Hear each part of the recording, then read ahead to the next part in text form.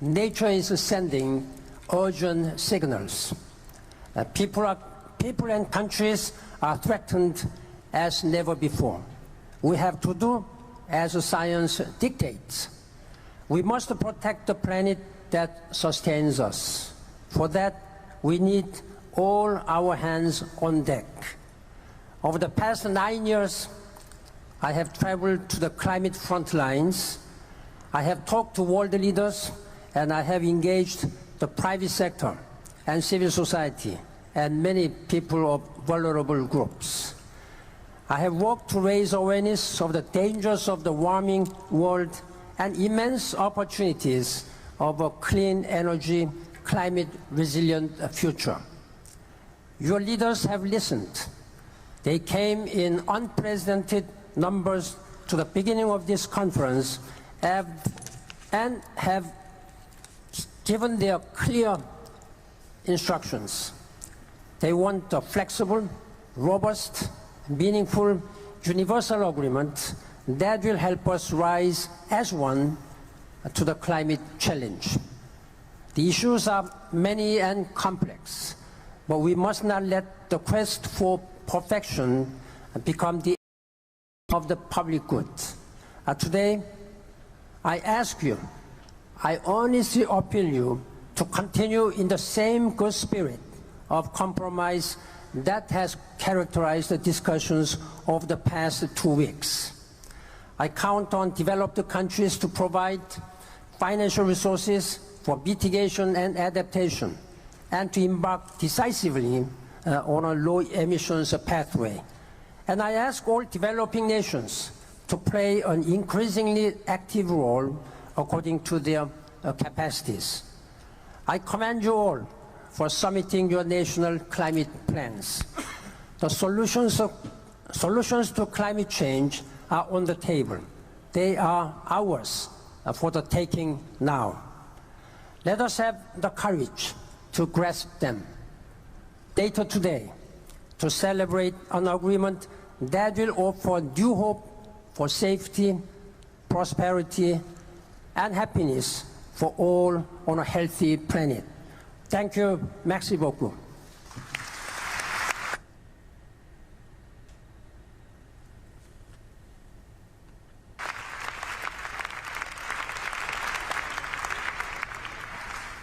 Maintenant, la parole est au président de la République française. I now give the floor to the President of the French Republic. Monsieur le Secrétaire Général. Mr. Secretary General of the United Nations, dear Ban Ki-moon, I know how persistent you have been in these last few months to make it possible for us to meet here in Paris with the possibility of reaching an agreement.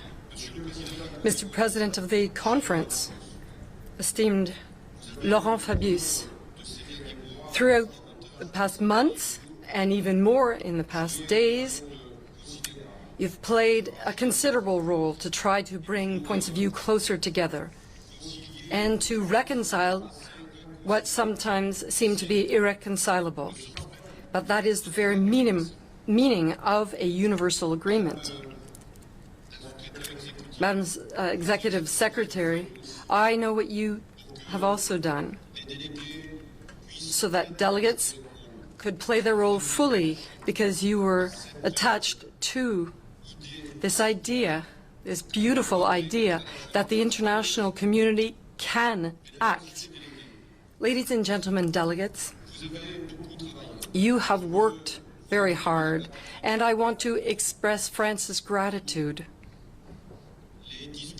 for the discussions which you have conducted here in Paris, day and night, and sometimes more during the night than in the daytime, in order to seek out an agreement which as yet had not been reached. All these efforts must now arrive at a conclusion. What would all this shared time, these multiple initiatives, the will expressed by all continents, what would be the purpose of all this work if it were not to result in a universal agreement which is differentiated and legally binding? Now, We are at a decisive moment in time. There's only one relevant question, and you are the only ones who can answer it. Do we want an agreement? An agreement which did not see the light of day in Copenhagen.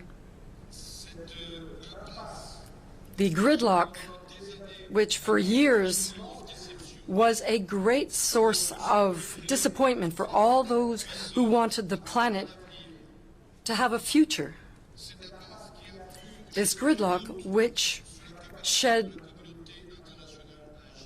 a pall or cast a pall of doubt on the international community. But it is you and the work you have done over the past months and past days. It is you and you only who have the answer to this question. We have to take that last step, the step that would enable us to reach our goal.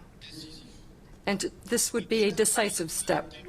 The text which has been prepared and which has been submitted to you is ambitious, but it's also realistic. It reconciles responsibility, and especially that of the richest countries. Yet at the same time, it also includes differentiation. It gives the most vulnerable and developing countries the means they have been promised. It sets revision or review mechanisms which are essential for credibility of such an agreement.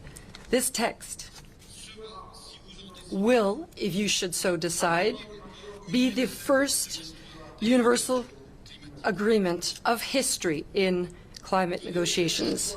You will make a choice for your country, for your continent, but also a choice for the world.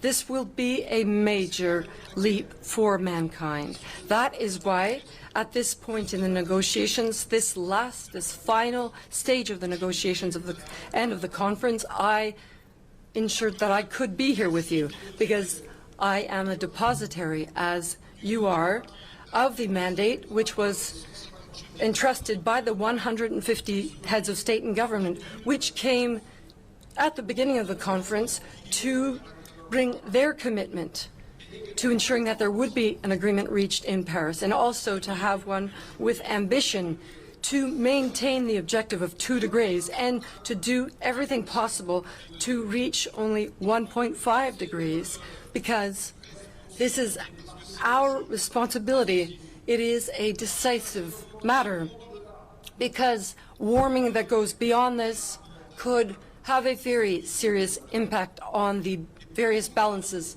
on our planet. To reach this, we have set other meetings to review other international contributions and different types of financing. As said by the COP president, the agreement will not be perfect for anyone if everyone reads it with only his or her interests in mind, but it will be a success for everyone, because what brings us here together is the planet itself. Faced with climate change, we have a common destiny. Each person has his or her constraints, and I am very well aware of this, but the only thing that now matters is to be right all together. All the imperatives could not possibly be satisfied